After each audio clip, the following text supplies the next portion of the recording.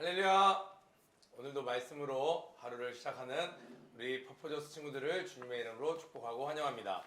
오늘은 수요일 13일입니다. 고린도전서 12장 26절부터 31절 직분에 따라 주시는 하나님의 은사. 어쩐지 12장이 저희 네버엔딩 스토리처럼 끝나지 않는 느낌이 드는데요. 그만큼 또 중요한 파트이기 때문에 이렇게 나눠놨어요. 말씀 봉독해 주시겠습니다. 만일 한 지체가 고통을 받으면 모든 지체가 함께 고통을 받고 한 지체가 영광을 얻으면 모든 지체가 함께 즐거워하느니라. 너희는 그리스도의 몸이요 지체의 각 부분이라. 하나님이 교회 중에 맺을 세우셨으니 첫째는 사도요, 둘째는 선지자요, 셋째는 교사요, 그 다음은 능력을 행하는 자요, 그 다음은 병 고치는 은사와 서로 돕는 것과 다스리는 것과 각종 방언을 말하는 것이라. 다 사도이겠느냐? 다 선지자이겠느냐? 다 교사이겠느냐? 다 능력을 행하는 자이겠느냐? 다 병 고치는 은사를 가진 자이겠느냐? 다 방언을 말하는 자이겠느냐? 다 통역하는 자이겠느냐? 너희는 더욱 큰 은사를 사모하라. 내가 또한 가장 좋은 길을 너희에게 보이리라. 아멘. 26절에 만일 한 지체가 고통을 받으면 모든 지체가 함께 고통을 받고 한 지체가 영광을 얻으면 모든 지체가 함께 즐거워하느니라. 이 교회는 한 몸으로 비유를 했는데 실제로 비유이면서도 그것이 바로 실체입니다. 왜냐하면 교회 안에 분쟁이 있으면 그 부분만 고통스러운 것이 아니라 도려낼 수 있는 것이 아니라 교회 모두가 다 고통을 받기 때문에 그래요.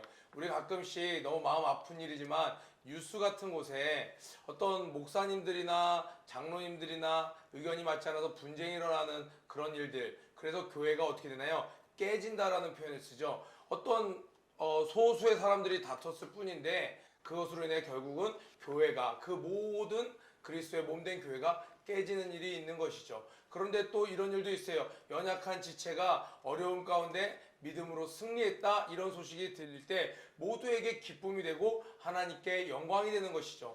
정말 기쁜 일이 있었어요. 지난 주일날 밤 11시가 됐는데 우리 서울 중고등부의 회장이죠, 원복이 친구가 항암 치료 가운데 있는데 이번에 항암 치료를 또 4차를 시작해요. 그런데 그 친구가 뭐라고 이야기를 하냐면 밤 12시 다 돼서 전화가 와갖고 제가 수련회 전일 참석을 하려고 합니다. 목사님, 저 조장할 수 있을까요? 라고 물어보는 거예요. 그 질문 자체가 참 얼마나 주의를 사모하는지 너무 감동이 되는 거예요. 한 친구의 고등학생의 승리이고 신앙의 고백인데 그것이 중고등부라는 교회의 전체의 부서에 기쁨이 되고 주님께 영광이 되는 것이죠. 이 작은 지체가 없으면 이 모든 큰 지체가 돌아갈 수가 없는 것이에요. 너는 그리스도의 몸이요 지체의 각 부분이라. 그렇죠. 교회 안에는 여러 가지 지체가 있어요. 한 몸을 이룬다고 우리가 계속 배웠어요. 다양성을 인정했습니다. 그리고 이 다양성은 다 한 성령님으로부터 왔다고 그랬어요. 그러나 이 다양성을 인정함과 동시에 통일성이 있다고 그랬습니다. 그러다 보니까 통일성이 있어야 되다 보니까 똑같은 직분으로, 똑같은 달란트로, 똑같은 은사로 구성되어 있지 않아요. 교회에 보면요, 여러 가지 은사들이 있습니다. 여러 가지 달란트가 있고 섬기는 직분들이 있어요. 그런데 고린도 교회의 문제는 뭐였냐면요, 사람들이 그때 당시에 방언이라는 거에 익숙치 않았어요. 방언을 받으니까 남들 보기에는 굉장히 현란하죠. 뭔가 다른 사람과 구분되는 소리를 낼 수 있고 남들에게 드러내 보일 수 있는 그런 방언을 가진 자들이 내가 너보다 우월한 은사를 가졌어 하면서 서로 어깨에 견주기를 하고 있는 거예요. 또 그 직분에 탐을 내서 내가 지도자가 되길 원해, 내가 위에 있길 원해, 이렇게 이야기를 하는 거예요. 그래서 바울은 이야기를 합니다. 모두가 다 그렇게 될 수 있는 게 아니야. 하나님이 교회 중에 몇을 세우셨으니 첫째는 사도요, 둘째는 선지자요, 셋째는 교사요, 이렇게 이야기하는 거예요. 아무나 사도가 될 수 없어. 우리 사도하면은 실제로 보내심을 받은 자라고 해서 우리 예수님의 12제자, 그리고 나중에 다시 제비뽑았던 마띠아와 그 다음에 누가 있어요? 바울이 있었죠. 그리고 두 번째로는 어떤 그룹들이 있어요? 두 번째 의미로 약간 넓게 보면 디모데와 실라와 바나바와 이렇게 그때 당시에 복음을 증거하러 다녔던 전도자들, 그리고 또 우리가 잘 아는 분이 있죠. 바로 우리 이초성 목사님. 이런 분들이 사도로서의 직분을 감당했죠. 그때 당시에는 아직 예수님이 전해지기 전이었기 때문에 이 사도들이 가서 복음을 전했습니다. 그리고 이 선지자라는 것은 그때 당시에 아직 성경이 다 완성되지 않았기 때문에, 신약 성경이 다 쓰여지지 않았기 때문에 하나님의 말씀을 영감 따라 전하는, 하나님의 말씀을 전하는 자들이 있었습니다. 그들이 각 지역에 있었어요. 그들이 바로 선지자 역할을 감당했습니다. 오늘날로 치면 지역 교회 이런 목사님들이 될 수 있겠죠. 설교는 하나님의 말씀에 근거해서 영감에 따라 전하는 것이기 때문에 같은 예언이라고 볼 수 있는 것입니다. 또 세 번째로는 교사요 이렇게 나오고 있어요. 교회 안에 있는 이 성경의 근간으로 하는 이 교리들을 잘 알려주는 이런 자들이 이제 교사가 될 수 있는 것이죠. 그 다음은 능력을 행하는 자요. 그 다음은 병 고치는 은사와, 그때 당시에는 아직 의료기술이 많이 발달하지 않았기 때문에 사람들이 병으로 많이 죽었습니다. 그러니까 병 고치는 은사는 이 공동체를 위해서도 너무나도 귀한 것이었고, 또 예수 그리스도의 현재성 살아계심을 증거하는데 너무나도 꼭 필요했던 그러한 은사였습니다. 그러니까 이 하나님이 주신 이 은사를 잘 활용하면 교회를 섬기고 하나님께 영광 올려드리고 예수 그리스도를 증거할 수 있는데, 이 병 고치는 은사를 받지, 야 대박이지 라고 하는 고린도 교인들이 있었던 거예요.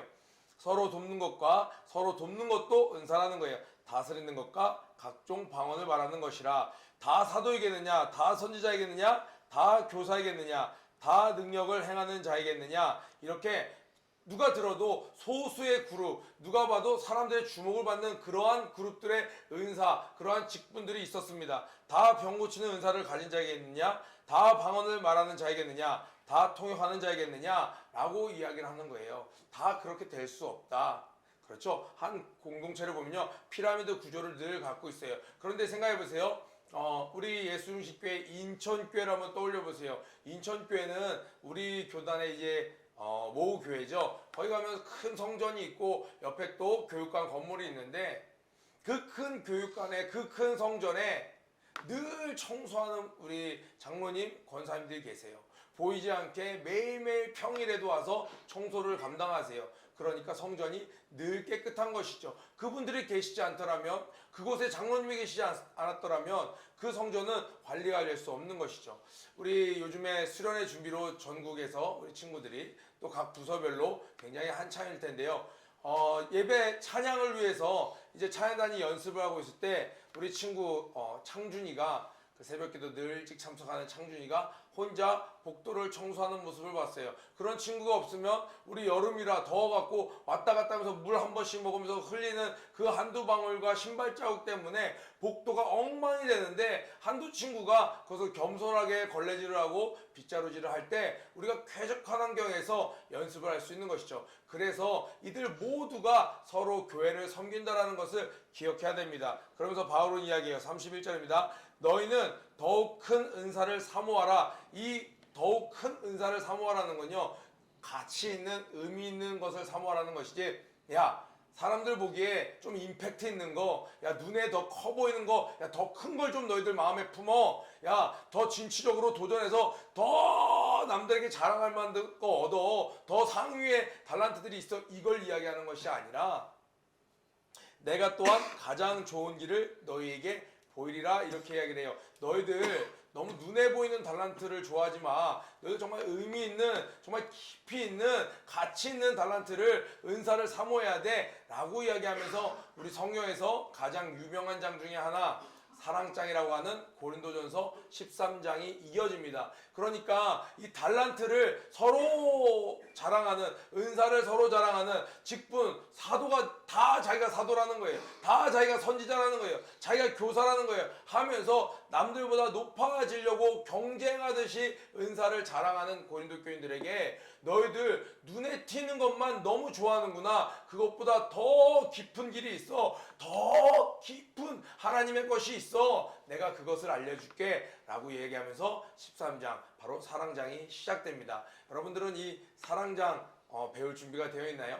오늘 말씀을 보면 직분에 따라 주시는 하나님의 은사, 교회는요 크고 작은 일이 있어요. 그런데 우리 26절 본 것처럼 한 지체가 고통을 받으면 모두가 고통을 받고 한 지체가 연약한 지체가 승리하면 모두가 기뻐하고 하나님께 영광이 되는 거예요. 오늘 한 가지 점검해 왔으면 좋겠어요. 여러분은 지금까지 공동체에서 신앙생활하면서 교회를 아프게 하는 역할을 많이 했습니까? 아니면 나로 인해서 내가 작은 직분이에요. 학생으로서 셀장이에요. 내가 그냥 부팀장이에요. 아니요, 나 그냥 회원에 불과해요. 나 그냥 성도예요. 그런데도 불구하고 내가 맡겨진 역할을 잘 감당함으로 교회를 모든 교회원들을 구성원들을 기쁘게 하고 주님께 영광을 올려드렸나요? 오늘 그것을 한번 점검하면서 우리의 방향이 하나님을 기쁘시게 하는, 교회를 기쁘게 하는 쪽으로 다시 한번 방향을 수정하길 주님의 이름으로 축복합니다. 오늘 좀 본문이 좀 짧았는데 여러분 짧으니까 한 절 한 절 깊이 묵상하면서 여러분의 것으로 말씀을 소화하시기를 주님의 이름으로 축복합니다.